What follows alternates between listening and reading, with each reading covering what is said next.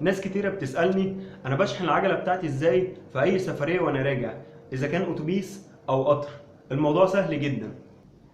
الفكرة كلها إن أنا بحاول ألم الأجزاء اللي خارجة عن الفريم بتاع العجلة وأحطها على الفريم، يعني الكاوتش والكرسي والجادون والكاوتش الأمامي. خلونا نشوف هنعمل الكلام ده إزاي. أول حاجة هنبدأ بيها هي الكاوتش الخلفي. بعد ما فكينا الكاوتش الخلفي هنبدأ نشتغل في الأمامي.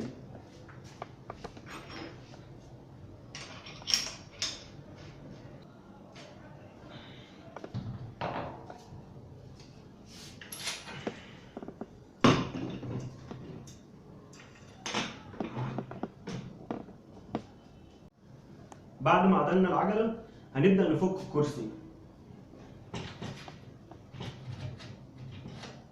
وهنستخدم العجلة الفردة الأمامية بإن احنا نحطها هنا ورا بحيث إن احنا نحمي بيها الجشمة عشان ما تتخبطش.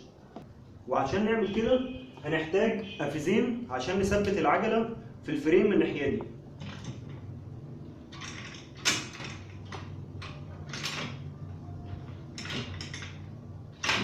وهبدأ أربط القفزات، واحد من الناحية دي وواحد من الناحية دي وممكن واحد تالت هنا.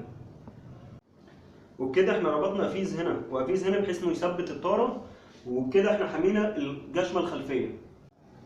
ودلوقتي هنربط الطارة التانية في الناحية التانية، ندخلها ما بين السلوك ونثبتها برضو بقفيزين، واحد هنا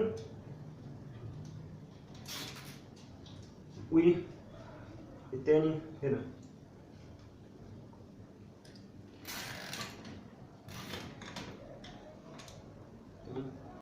واخر حاجه هعملها هحط الكرسي هنا ورا واثبته بقفيز.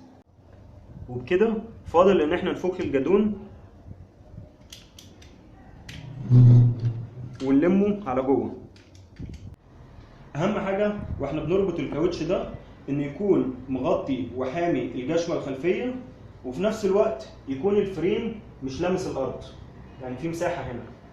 هي دي الطريقه اللي بصغر بيها العجله بحيث ان اقدر احطها في الاتوبيس او القطر من غير ما تاخد مساحه كبيره، وفي نفس الوقت عشان ما تتجرحش.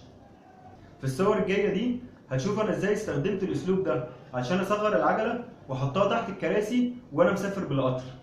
اشوفكم الفيديو الجاي.